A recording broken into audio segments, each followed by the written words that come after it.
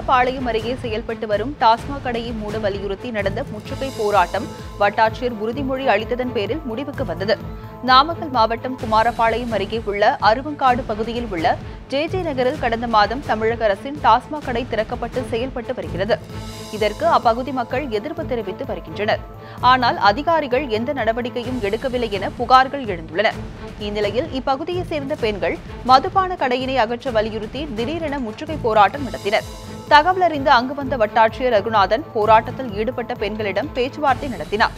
இதில் மதுபான கடையை மூடுவதாக அவர் அளித்த உறுதிமொழியை அடுத்து போராட்டம் முடிவுக்கு வந்தது.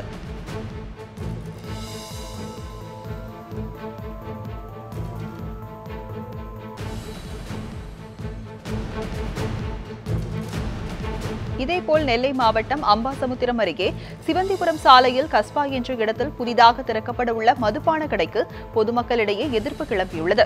புதிய கடை திறப்பதை எதிர்த்து கிராம மக்கள் முற்றுகை போராட்டம் நடத்தினர். புதிய கடையை திறந்தால் தீயிட்டு கொளுத்தப் போவதாகவும் அவர்கள் எச்சரித்தனர். 4 மணி நேரத்திற்கும் மேலாக போராட்டம் நடைபெற்றது. இதில் ஏராளமான பொதுமக்கள் பங்கேற்றனர்.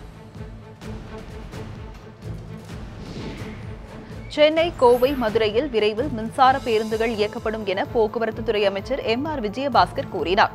கரூர் அரசு மருத்துவக் கல்லூரி மருத்துவமனையில் போக்குவரத்துத்துறை அமைச்சர் விஜயபாஸ்கர் மற்றும் அதிகாரிகள் ஆய்வு மேற்கொண்டனர். பின்னர் செய்தியாளர்களிடம் பேசிய அமைச்சர் விஜயபாஸ்கர், கரூர் அரசு மருத்துவக் கல்லூரி அமைப்பது தொடர்பாக மதுரை உயர்நீதிமன்றத்தில் வழக்கு உள்ளது என்றும் அதில் தீர்ப்பு வந்தவுடன் அதற்கான பணிகள் தொடங்கப்படும் என்றார். சென்னையில் விரைவில் மின்சார பேருந்துகள் இயக்கப்பட உள்ளன என்றும் முதல் கட்டமாக 100 பேருந்துகள் வாங்கப்பட உள்ளன என்றும் தெரிவித்தார். சென்னைக்கு அடுத்தபடியாக மதுரை, கோவையில் மின்சார பேருந்துகள் இயக்கப்படும் என்றும் கூறினார். சேலத்தில் பொதுமக்களிடம் வசூலித்த பணத்தை திரும்பி வழங்கவில்லை என கூறி தனியார் ரியல் எஸ்டேட் நிறுவனத்தில் 3 நாட்களாக உள்ளிருப்பு போராட்டத்தில் ஈடுபட்ட பெண்கள் மயங்கி விழுந்ததால் பரபரப்பு ஏற்பட்டது.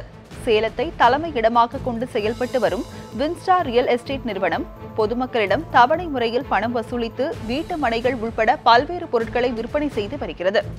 அந்த நிறுவனம் எவ்வளவு பணம் செலுத்தினாலும் குறிப்பிட்ட கால அளவிற்குள் டெபாசிட் பணம் இரட்டிப்பாக திருப்பித் தரப்படும் என அறிவித்துள்ளது. அதை நம்பி ஏராளமானோர் அந்நிறுவனத்தில் 1 லட்சம் முதல் 10 லட்சம் ரூபாய் வரை பணம் முதலீடு செய்துள்ளனர். ஆனால் கூறியபடி பணத்தை திருப்பிக் கொடுக்காமல் அந்நிறுவனம் காலம் தாழ்த்தியதாக கூறப்படுகிறது. இதனால் பாதிக்கப்பட்ட மக்களில் சிலர் பணத்தை திருப்பித் தரக் கோரி அந்நிறுவனத்தில் கடந்த வெள்ளிக்கிழமை முதல் உள்ளிருப்பு போராட்டத்தில் ஈடுபட்டனர். நேற்று 3வது நாளாக போராட்டம் தொடர்ந்த நிலையில் தகவல் அறிந்த போலீசார் அவர்களை கலைந்து போகுமாறு அறிவுறுத்தியுள்ளனர். இதனிடையே உணவு எடுத்துக் கொள்ளாமல் உள்ளிருப்பு போராட்டத்தை தொடர்ந்ததால் பெண்களில் சிலர் மயங்கி விழுந்தனர். பணத்தை இழந்து நிற்கும் நிலையில் ரியல் எஸ்டேட் நிறுவனத்திற்கு ஆதரவாக போலீசார் செயல்படுவதாக பாதிக்கப்பட்ட மக்கள் புகார் தெரிவித்துள்ளனர். காங்கிரஸ் நிர்வாகிகள் மாற்றப்பட்டதை கண்டித்து காஞ்சிபுரம் மாவட்டம் ஸ்ரீபெரும்புதூரில் நடைபெற்ற உண்ணாவிரதத்தில் ஏராளமானோர் பங்கேற்றனர். காங்கிரஸ் கட்சியில் தமிழகம் முழுக்க பெரும்பான்மையான மாவட்ட தலைவர்கள் காரணம் இல்லாமல் மாற்றப்பட்டதாக அக்கட்சியினர் குற்றம் சுமத்துகின்றனர். இதை கண்டித்து ஸ்ரீபெரும்புதூர் பேருந்து நிலையம் மணிகுண்டு அருகே 20க்கும் மேற்பட்ட முன்னாள் மாவட்ட தலைவர்கள் 5 இந்நாள் மாவட்ட தலைவர்கள் 1 நாள் உண்ணாவிரதம் மேற்கொண்டனர். தற்போது நியமிக்கப்பட்டவர்களில் பெரும்பாலானவர்கள் கட்ட பஞ்சாயத்து, அடிதடி, கொலை வழக்குகளில் தொடர்புடையவர்கள் என்றும் அகில இந்திய துணைத் தலைவர் ராகுல் காந்திக்கு தெரியாமல் இவர்கள் நியமிக்கப்பட்டுள்ளதாகவும் காங்கிரஸ் கட்சியினர் புகார் தெரிவித்தனர். இந்த முறையற்ற செயலை ராகுல் காந்திக்கு தெரியப்படுத்தும் வகையில் உண்ணாவிரத போராட்டத்தில் பங்கேற்றதாகவும் அவர்கள் கூறினர். சென்னை அருகே இருசக்கர வாகனத்தில் சென்றவரை வழிமறித்து மர்ம நபர்கள் சரமாரியாக அரிவாளால் வெட்டி படுகொலை செய்தனர். காஞ்சிபுரம் மாவட்டம் தாழம்பூர் சீனிவாச நகர் பகுதியைச் சேர்ந்த கஜேந்திரன் மனைவி ஷீபா மற்றும் 2 மகள்களுடன் வசித்து வந்தார். இந்நிலையில் இவர் நேற்றிரவு தாழம்பூர் சிறுசேரி சாலையில் இருசக்கர வாகனத்தில் சென்றுள்ளார். ஆள் நடமாட்டம் இல்லாத இருள் சூழ்ந்த பகுதியை அந்த வாகனம் கடந்தபோது அவரை வழிமறித்த மர்ம நபர்கள் அரிவாளால் கஜேந்திரனை சரமாரியாக வெட்டிவிட்டு அங்கிருந்து தப்பியோடிவிட்டனர். உயிருக்கு போராடிய கஜேந்திரன் சாலையோரத்தில் கிடந்ததை பார்த்த பொதுமக்கள் தாழம்பூர் காவல் நிலையத்திற்கு தகவல் அளித்தனர். இந்த சம்பவத்தில் கஜேந்திரன் அந்த இடத்திலேயே உயிரிழந்தார். இந்த சம்பவம் குறித்து தாழம்பூர் போலீசார் விசாரணை நடத்தி வருகின்றனர். புவிசார் குறியீட்டில் பதிவு பெற்ற பாரம்பரிய பொருட்களுக்கு மத்திய அரசு ஜிஎஸ்டி வரி விதிக்கக்கூடாது என அறிவுசார் சொத்துரிமை வழக்கறிஞர்கள் சங்கம் கோரிக்கை விடுத்துள்ளது. தஞ்சாவூரில் அறிவுசார் சொத்துரிமை வழக்கறிஞர்கள் சங்க தலைவர் சஞ்சய் காந்தி செய்தியாளர்களுக்கு பேட்டியளித்தார். அப்போது பேசிய அவர், இந்தியாவில் தனிச்சிறப்பு உடைய 275 பொருட்களுக்கு புவிசார் அங்கீகாரம் கிடைத்துள்ளது என்றும், இவற்றில் திருப்பதி லட்டு, டார்ஜிலிங் டீ, தஞ்சாவூர் வீணை, காஞ்சிபுரம் பட்டு, மதுரை சுங்கடி சேலை போன்ற பொருட்கள் அடங்கியுள்ளது என்றும், இந்த பொருட்களுக்கு மத்திய அரசு ஜிஎஸ்டி வரி விதித்தால் உற்பத்தியாளர்கள் மிகவும் பாதிக்கப்படுவார்கள் என்றும் தெரிவித்தார். எனவே மத்திய அரசு இந்த பாரம்பரிய பொருட்களுக்கு ஜிஎஸ்டி வரி விதிக்கக்கூடாது என அவர் கேட்டுக்கொண்டார். முன்னாள் காவல் துணை கண்காணிப்பாளர் மீது நடவடிக்கை எடுக்க கோரி ஒட்டன்சத்திரம் காவல் நிலையத்தை பொதுமக்கள் முற்றுகையிட்டு போராட்டம் நடத்தினர். திண்டுக்கல் மாவட்டம் ஒட்டன்சத்திரம் அருகே உள்ள நீலமலை கோட்டையில் பொதுமக்களுக்கு குடிநீர் ஆதாரமாக விளங்கும் சோதல் நாயக்கர் அணை உள்ளது. தற்போது தண்ணீர் இல்லாமல் வறண்டு போய் கிடக்கும் அணைக்கு அருகே புறம்போக்கு இடத்தில் முன்னாள் காவல் துணை கண்காணிப்பாளர் தங்கத்துரை மற்றும் அவரது உறவினர்கள் விவசாயத்திற்காக அதிக அளவில் கிணறுகளையும் 1800 அடிக்கு மேல் ஆழ்துளை கிணறுகளையும் அமைத்துள்ளதாக கூறப்படுகிறது. இதுகுறித்து புகார் அளித்த காந்தி மற்றும் கனகராஜ் ஆகியோரை தங்கத்துரையும் அவரது மகனும் இணைந்து தாக்கியதாக பொதுமக்கள் குற்றம் சுமத்துகின்றனர். எனவே தங்கத்துரை மீது நடவடிக்கை எடுக்க கோரி நீலமலை கோட்டையை சேர்ந்த 200க்கும் மேற்பட்ட பொதுமக்கள் ஒட்டன்சத்திரம் காவல் நிலையத்தை முற்றுகையிட்டு போராட்டம் நடத்தினர். கரூர் மாவட்டம் அரவக்குறிச்சியில் விதைப்பந்து மூலம் மரங்கள் வளர்க்கும் நிகழ்ச்சியில் 50க்கும் மேற்பட்ட பள்ளி மாணவர்கள் பங்கேற்றனர். மரம் வளர்ப்பது குறித்து பல்வேறு சமூக நிறுவனங்கள் விழிப்புணர்வு நடவடிக்கைகளை மேற்கொண்டு வருகின்றன. கரூர் மாவட்டம் அரவக்குறிச்சியில் தன்னார்வ அமைப்பு ஒன்று களிமண் மற்றும் சாணம் ஆகியவற்றை கலந்து உருண்டையாக தயாரித்து அதில் பல்வேறு வகையான மர விதைகளை புதைத்து தூவி வருகிறது. இப்படி கரூர் சுற்றுப்புறத்தில் மட்டும் 5 லட்சம் விதைப்பந்துகளை தூவ இந்த அமைப்பு முடிவெடுத்துள்ளது. இது தொடர்பாக விழிப்புணர்வு ஏற்படுத்தும் வகையில் பள்ளி மாணவர்களை வைத்து விதைப்பந்துகள் தூவும் முயற்சியை இந்த அமைப்பு மேற்கொண்டது. இதில் மாணவர்கள் ஆர்வத்துடன் பங்கேற்றனர். இதேபோன்று முயற்சி சென்னையிலும் விதைப்பந்து தூவ முயற்சி மேற்கொள்ளப்பட்டுள்ளது. தமிழகத்தின் பல புறநகர் சாலையோரங்களில் நட்டப்பட்டிருந்த மரங்கள் சாலை விரிவாக்க பணிகளுக்காக வெட்டப்பட்டுள்ள நிலையில் பந்துகள் போல் உருட்டப்பட்ட பாரம்பரிய விதைகளை பேருந்து பயணத்தின் போது தூவ முயற்சி மேற்கொள்ளப்பட்டுள்ளது. இதற்காக விதைப்பந்துகள் தயாரிக்கும் முயற்சியில் சென்னையில் தனியார் அமைப்புகள் ஈடுபட்டுள்ளன. சுமார் 50,000 புதிய விதைப்பந்துகள் தயாரிக்கப்பட்டுள்ளன. சிவகங்கை மாவட்டம் திருபுவனத்தில் ஆடி அமாவாசையை முன்னிட்டு நேர்த்திக்கடன் அரிவாள் தயாரிப்பு பணிகள் தொடங்கியுள்ளன. திருப்பாச்சேத்தி என்ற ஊர் அரிவாளுக்கு மிகவும் புகழ் பெற்றது. ஆனால் பல்வேறு காரணங்களால் தொழிலாளர்கள் பலரும் திருபுவனத்திற்கு இடம்பெயர்ந்து விட்டனர். விவசாய காலங்களில் விறகு வெட்டும் அரிவாள், கதிர் அழிவாள், மண்வெட்டி, கோடாரி, களைக்கொட்டு உள்ளிட்ட பல்வேறு விவசாய கருவிகள் செய்யும் தொழிலாளர்கள் மாசிக்களரி அமாவாசை நாட்களில் ராட்சத நேர்த்திக்கடன் அருவா தயாரிக்கின்றனர். தற்போது மாசிக்களரிக்கு அரிவாள் தயாரிப்பு பணி முடிந்த நிலையில் தற்போது ஆடி அமாவாசைக்காக அரிவாள் தயாரிக்கும் பணிகள் தொடங்கியுள்ளன. நேர்த்திக்கடன் அரிவாள் ஒரு அடிக்கு 1500 முதல் 2000 ரூபாய் வரை கூலியாக வழங்கப்படுகிறது. நேர்த்திக்கடன் அரிவாள் பெரும்பாலும் திருபுவனத்தில் தயாரிக்கப்படுகிறது.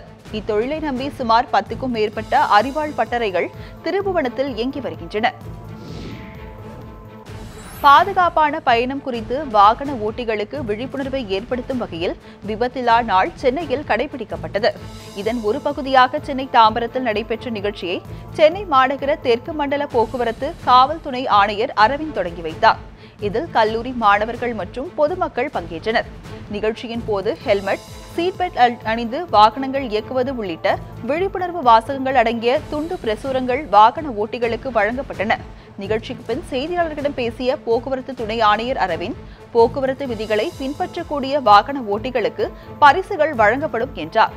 மேலும் மாணவர்கள் பேருந்து படிக்கட்டு பயணத்தை தவிர்க்க வேண்டும் என அறிவுரை வழங்கினார். கமுதியில் செயல்படாத காவல் உதவி மையங்களை செயல்படுத்த போலீசாரை பொதுமக்கள் வலியுறுத்தியுள்ளனர். ராமநாதபுரம் மாவட்டம் கமுதியில் பேருந்து நிலையம், வாரச்சந்தை வளாகம், கோட்டைமேடு உள்ளிட்ட பல்வேறு பகுதிகளில் குற்றங்களை தடுக்கவும் பொதுமக்களுக்கு பாதுகாப்பு அளிக்கவும் காவல் உதவி மையங்கள் 2012ஆம் ஆண்டு திறக்கப்பட்டன. ஆனால் சில நாட்கள் மட்டுமே பயன்படுத்தப்பட்ட இம்மையங்கள் பின் பயன்பாடற்ற நிலையில் கிடக்கின்றன. இதனால் இப்பகுதியில் திருட்டு, வழிப்பறி உள்ளிட்ட குற்றங்கள் அதிகரித்து விட்டதாக புகார் தெரிவிக்கும் பொதுமக்கள் காவல் உதவி மையங்களை மீண்டும் செயல்படுத்த போலீசாரை வலியுறுத்தியுள்ளனர். பள்ளிப்பாளையம் அருகே மில் கூலி தொழிலாளியை கொலை செய்து ரயில் தண்டவாளத்தில் வீசியது தொடர்பாக ரயில்வே போலீசார் விசாரணை நடத்தி வருகின்றனர். நாமக்கல் மாவட்டம் பள்ளிப்பாளையம் அருகே உள்ள நெட்டவேளம்பாளையம் ரயில் தண்டவாள பகுதியில் உடல் சிதைந்த நிலையில் சடலம் ஒன்று கிடந்ததாக பள்ளிப்பாளையம் போலீசாருக்கு தகவல் கிடைத்தது.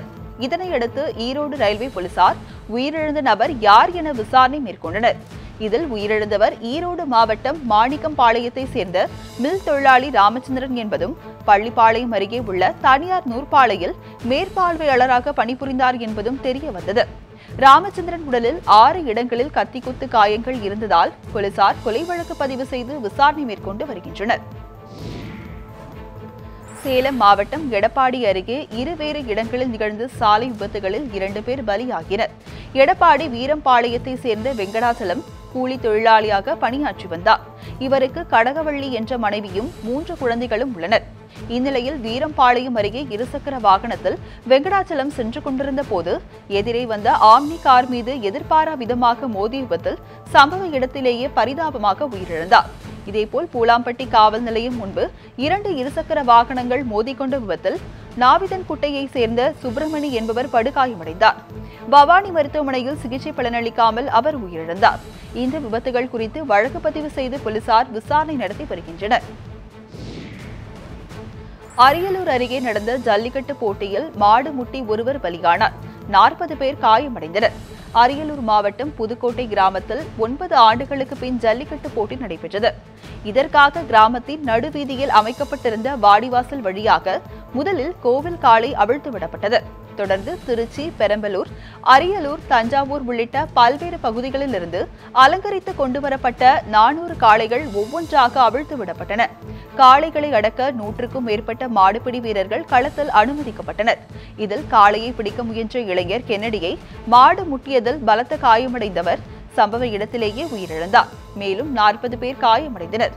காளைகளை அடக்கிய வீரர்களுக்கும் பிடிபடாத காளையின் உரிமையாளர்களுக்கும் வெள்ளி நாணயங்கள், சில்வர் பாத்திரங்கள் உள்ளிட்ட பரிசு பொருட்கள் வழங்கப்பட்டன. ஜல்லிக்கட்டை ஏராளமானோர் கண்டு ரசித்தனர். ரமலான் நோன்பையொட்டி தூத்துக்குடியில் உள்ள பள்ளி வாசலில் நோன்பு இருப்பவர்களுக்கு ஸ்கர் உணவு இலவசமாக வழங்கப்பட்டு வருகிறது. இஸ்லாமியர்களின் முக்கிய கடமைகளில் ஒன்றான ரமலான் நோன்பு 28ஆம் தேதி துவங்கியது. இதைத் தொடர்ந்து இஸ்லாமியர்கள் நோன்பு இருந்து வருகின்றனர். நோன்பு இருப்பவர்கள் அதிகாலையிலும் ஸ்கர் எனும் உணவை உண்டு நோன்பு துவங்கி மாலையில் இஃப்தாரில் உணவை உண்டு நோன்பு திறப்பார்கள். நோன்பு வைக்கும் இஸ்லாமியர்கள் மிகவும் ஏழையாக இருந்தால் காலையில் ஸ்கர் உணவு இல்லாமல் தவித்து வருவது வழக்கமாக உள்ளது. மேலும் பயணங்களில் ஈடுபட்டுள்ளவர்களுக்கு ஸ்கர் உணவு கிடைப்பதில் சிக்கல்கள் இருந்து வருகின்றன. இதை போக்கும் வகையிலும் நோன்பு வைக்கும் அனைவரும் ஸ்கர் உணவை உண்ண வேண்டும் என்ற வகையில் தூத்துக்குடியில் உள்ள 150 ஆண்டுகள் பழமையான ஜாமியா பள்ளி வாசலில் ஸ்கர் உணவு அனைவருக்கும் இலவசமாக வழங்கப்படுகிறது என பள்ளி வாசல் நிர்வாகம் தெரிவித்துள்ளது. கள்ளக்குறிச்சியில் எய்ம்ஸ் மருத்துவமனை வேண்டி நடைபெற்ற கையெழுத்து இயக்கத்தில் ஏராளமானோர் பங்கேற்றனர். விழுப்புரம் மாவட்டம் கள்ளக்குறிச்சி பகுதியில் அதிகப்படியான விபத்துகள் மற்றும் உயிரிழப்புகள் நேரிட்டும் தரமான மருத்துவ வசதிகள் செய்து தரப்படவில்லை என பொதுமக்கள் புகார் தெரிவித்து வருகின்றனர்.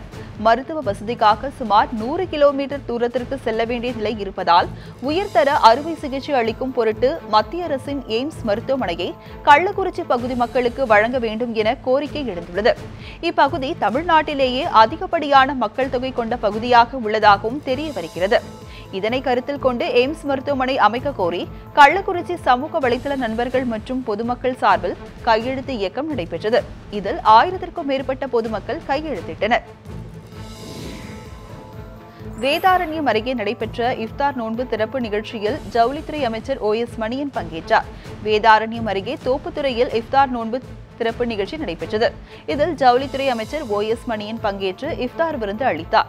இந்நிகழ்ச்சியில் சட்டமன்ற உறுப்பினர்கள் பாரதி ராதாகிருஷ்ணன், தமீம் அன்சாரி, கடித்தல் வயல் பங்குச்சந்தை ஆரோக்கியநாதன், ஜமாத் மன்ற தலைவர் நவாசுதீன் உள்ளிட்ட ஆயிரக்கணக்கானோர் பங்கேற்றனர்.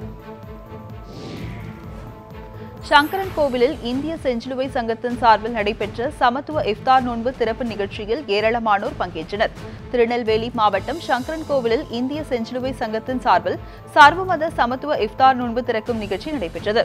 நோன்பு திறக்கும் நிகழ்ச்சியை ஜமாத் பெரிய பள்ளிவாசல் அசரத் துவக்கி வைத்தார்.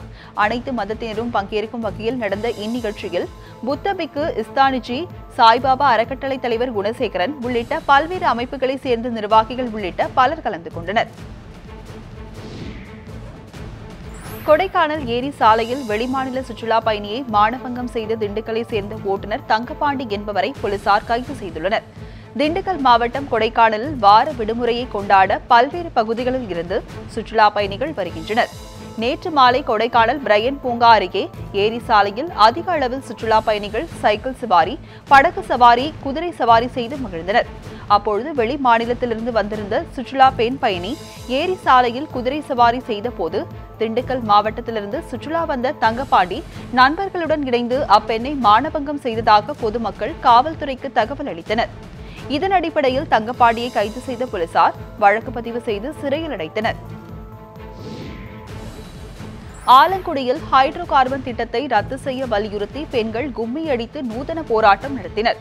புதுக்கோட்டை மாவட்டம் ஆலங்குடி அருகே நெடுவாசலில் ஹைட்ரோ கார்பன் திட்டம் செயல்படுத்த கடந்த பிப்ரவரியில் மத்திய அமைச்சரவை ஒப்புதல் வழங்கியது. இதனால் அப்பகுதியில் போராட்டம் வெடித்தது. மத்திய மாநில அமைச்சர்கள் பேச்சுவார்த்தையை தொடர்ந்து போராட்டம் தற்காலிகமாக கைவிடப்பட்டது. இந்நிலையில் ஹைட்ரோ கார்பன் திட்டத்தை நிறைவேற்ற தனியார் நிறுவனத்திற்கு அனுமதி அளிக்கப்பட்டதை எதிர்த்து ஏப்ரல் 12ஆம் தேதி முதல் 2ஆம் கட்ட போராட்டம் நடைபெற்று வருகிறது. 68வது நாளாக நடைபெற்ற போராட்டத்தில் கோவை, திருப்பூர் உள்ளிட்ட மாவட்டங்களில் இருந்து திரளானோர் கலந்து கொண்டனர். இதனைத் தொடர்ந்து பெண்கள் கும்மியடித்து நூதன முறையில் பாட்டு பாடி போராட்டத்தில் ஈடுபட்டனர். ஆலங்குடி தொகுதி சட்டமன்ற உறுப்பினர் மெய்யநாதன் போராட்ட களத்தில் பொதுமக்களுடன் அமர்ந்து போராட்டத்தில் ஈடுபட்டதால் பரபரப்பு ஏற்பட்டது. ராசிபுரம் அருகே சட்டவிரோதமாக வேட்டைக்கு பயன்படுத்திய நாட்டு துப்பாக்கி மற்றும் நாட்டு வெடிகளை வனத்துறையினர் பறிமுதல் செய்தனர். நாமக்கல் மாவட்டம் மங்களபுரம் வனசரக பகுதியில் காட்டு விலங்குகள் வேட்டையாடப்படுவதாக வனத்துறைக்கு தகவல் கிடைத்துள்ளது. இதனையடுத்து ராசிபுரம் வனத்துறையினர் மங்களபுரம் பறவைக்காடு பகுதியில் சோதனை மேற்கொண்டனர். அப்போது பூபதி என்பவரின் வீட்டில் உரிமம் இல்லாத 3 நாட்டு துப்பாக்கி மற்றும் 23 நாட்டு வெடிகள், 2 கத்தி உள்ளிட்டவற்றை அதிகாரிகள் பறிமுதல் செய்தனர். இதுகுறித்து மங்களபுரம் காவல்துறையினர் வழக்கு பதிவு செய்து தலைமறைவாக உள்ள பூபதியை தேடி வருகின்றனர். திருத்துறைப்பூண்டி அருகே தேமுதிக பிரமுகர் குத்தி கொலை செய்யப்பட்ட விவகாரத்தில் குற்றவாளியை கைது செய்ய கோரி கிராம மக்கள் சாலை மறியலில் ஈடுபட்டனர். திருவாரூர் மாவட்டம் திருக்கலார் கிராமத்தை சேர்ந்தவர் தேமுதிக பிரமுகர் மாணிக்க வாசகம்.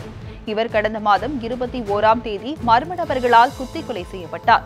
கள்ளத்தொடர்பு காரணமாக கொலை நடைபெற்றதாக என காவல்துறையினர் விசாரணை நடத்தி வருகின்றனர். இந்நிலையில் மாணிக்க வாசகத்தின் மனைவி மற்றும் உறவினர்கள் உள்ளிட்டோர் கொலை குற்றவாளியை கைது செய்ய வலியுறுத்தி எடையூர் கடைவீதியில் சாலை மறியலில் ஈடுபட்டனர். தகவல் அறிந்து வந்த காவல்துறையினர் பேச்சுவார்த்தை நடத்தியதைத் தொடர்ந்து போராட்டம் கைவிடப்பட்டது. உலக யோகாசன நாளை முன்னிட்டு சென்னை வடபழனியில் உள்ள வணிக வளாகத்தில் யோகாசன பயிற்சி செய்தனர். 2015ஆம் ஆண்டு முதல் ஜூன் 21ஆம் தேதி உலக யோகாசன நாளாக கடைபிடிக்கப்படுகிறது. இந்த நாளை முன்னிட்டு பல்வேறு நகரங்களில் யோகாசனம் குறித்து விழிப்புணர்வு ஏற்படுத்தும் நோக்குடன் நிகழ்ச்சிகள் நடத்தப்பட்டு வருகின்றன. சென்னை வடபழனியில் உள்ள போரம் மாலில் நடைபெற்ற நிகழ்ச்சியில் சிறுவர்கள் முதல் முதியவர்கள் வரை கலந்து கொண்டு யோகாசன பயிற்சி செய்தனர். யோகாசன பயிற்சி செய்தால் சர்க்கரை நோய், இரத்த கொதிப்பு, செரிமான கோளாறுகள், இளைப்பு, ஒற்றை தலைவலி போன்ற நோய்கள் குணமாகும் என யோகாசன பயிற்சியாளர்கள் தெரிவித்தனர். நாகப்பட்டினம் மாவட்டம் சீர்காழி அருகே கொள்ளிடம் ஆற்று பாலத்தில் செயல்படும் காவல் சோதனை சாவடிக்கு புதிய கட்டடம் கட்ட வேண்டும் என பொதுமக்கள் கோரிக்கை விடுத்துள்ளனர். சீர்காழி அருகே கொள்ளிடம் ஆற்றில் அமைந்துள்ள பாலம் கடலூர் மாவட்டம் வள்ளம்படுகையையும் நாகப்பட்டினம் மாவட்டம் ஆனைக்காரன் சத்திரத்தையும் இணைக்கிறது. தமிழக அளவில் பெரிய பாலங்களில் ஒன்றாக இது உள்ளது. சென்னையில் இருந்து பாண்டிச்சேரி, கடலூர், சிதம்பரம் வழியாக நாகூர், காரைக்கால், வேளாங்கண்ணி ஆகிய ஊர்களுக்கு இந்த பாலம் வழியாகத்தான் செல்ல வேண்டும். இந்த பாலத்தில் எந்தவித வசதியும் இல்லாத பழைய கட்டிடத்தில் சோதனை சாவடி செயல்பட்டு வருகிறது. கண்காணிப்பு கேமரா, வாகன நிறுத்துமிடம் ஆகிய வசதிகளுடன் சோதனை சாவடிக்கு புதிய கட்டிடம் கட்ட வேண்டும் என பொதுமக்கள் கோரிக்கை விடுத்துள்ளனர். தேனி மாவட்டம் பெரியகுளம் அருகே சுற்றுலா பேருந்து கவிழ்ந்த விபத்தில் 20 பேர் காயமடைந்தனர். மதுரையை சேர்ந்த மனவளர்ச்சி குன்றிய தனியார் பள்ளியின் பணியாளர்கள் குடும்பத்துடன் பள்ளி பேருந்தில் கொடைக்கானலுக்கு சுற்றுலா சென்றுவிட்டு திரும்பிக் கொண்டிருந்தனர். தேனி மாவட்டம் தேவதானப்பட்டி அருகே வந்தபோது ஓட்டுநரின் கட்டுப்பாட்டை இழந்த பேருந்து சாலையோரம் கவிழ்ந்தது. இதில் பேருந்தில் பயணம் செய்த 20 பேர் காயமடைந்தனர். தகவல் அறிந்த காவல்துறையினருக்கு அப்பகுதி மக்களும் காயமடைந்தவர்களை மீட்டு மருத்துவமனைக்கு அனுப்பி வைத்தனர். படுகாயமடைந்த பகத்சிங், முத்து காமாட்சி, பேச்சியம்மாள், ஐஸ்வர்யா, ராஜமாணிக்கம் உள்ளிட்ட 9 பேர் பெரியகுளம் அரசு மருத்துவமனையில் சிகிச்சை பெற்று வருகின்றனர். இந்த விபத்து குறித்து தேவதானப்பட்டி காவல்துறையினர் வழக்கு பதிவு செய்து விசாரித்து வருகின்றனர். கடையநல்லூர் நகராட்சியில் மேம்பாட்டு பணிகளை நிறைவேற்ற தமிழக சட்டமன்றத்தில் கோரிக்கை வைக்கப் போவதாக அந்த தொகுதியின் சட்டமன்ற உறுப்பினர் முகமது அபுபேக்கர் தெரிவித்துள்ளார். திருநெல்வேலி மாவட்டம் கடையநல்லூரில் சட்டமன்ற உறுப்பினர் தொகுதி மேம்பாட்டு நிதியில் கட்டப்பட்ட பயணியர் நிழற்குடை, சுகாதார வளாகம், சிறுவர் பூங்கா ஆகியவற்றை முகமது அபுபேக்கர் திறந்து வைத்தார். அதன்பின் செய்தியாளர்களிடம் பேசிய அவர், சட்டமன்றத்தில் நகராட்சிகளின் மானிய கோரிக்கையின் மீதான விவாதத்தின் போது கடையநல்லூர் நகராட்சியில் மேம்பாட்டு திட்டங்கள் குறித்த கோரிக்கைகளை வலியுறுத்தப் போவதாக தெரிவித்தார். சென்னை செங்குன்றத்தில் 15 லட்சம் ரூபாய் மதிப்புள்ள பான்பராக் மற்றும் குட்கா பண்டல்கள் 4 லாரிகளுடன் பறிமுதல் செய்யப்பட்டன. சென்னை செங்குன்றம் வடபெரும்பாக்கத்தில் தனியார் பார்சல் நிறுவனத்தின் கிடங்கில் தடை செய்யப்பட்ட பான்பராக் மற்றும் குட்கா போன்ற போதைப் பொருட்கள் பதுக்கி வைக்கப்பட்டு விற்பனைக்கு அனுப்பப்படுவதாக காவல்துறையினருக்கு தகவல் கிடைத்தது. அதன் பேரில் செங்குன்றம் காவல்துறையினர் கண்காணித்த போது 2 லாரிகளில் தடை செய்யப்பட்ட புகையிலை பொருட்களை ஏற்றிக் கொண்டிருந்தனர். சரக்கு என்ற பாணியில் ஈடுபட்ட பணியாளர்களிடம் விசாரித்ததில் சென்னை முகப்பேரை சேர்ந்த ஏகாம்பரம், ரமேஷ் ஆகியோர் புகையிலை பொருட்களை பதுக்கி வைத்து விற்பனை செய்தது தெரிய வந்தது. இதையடுத்து 15 லட்சம் ரூபாய் மதிப்புள்ள புகையிலை பொருட்களை பறிமுதல் செய்ததுடன் ரமேஷ், ஏகாம்பரம் ஆகியோரை கைது செய்தனர். 4 லாரிகளையும் பறிமுதல் செய்தனர்.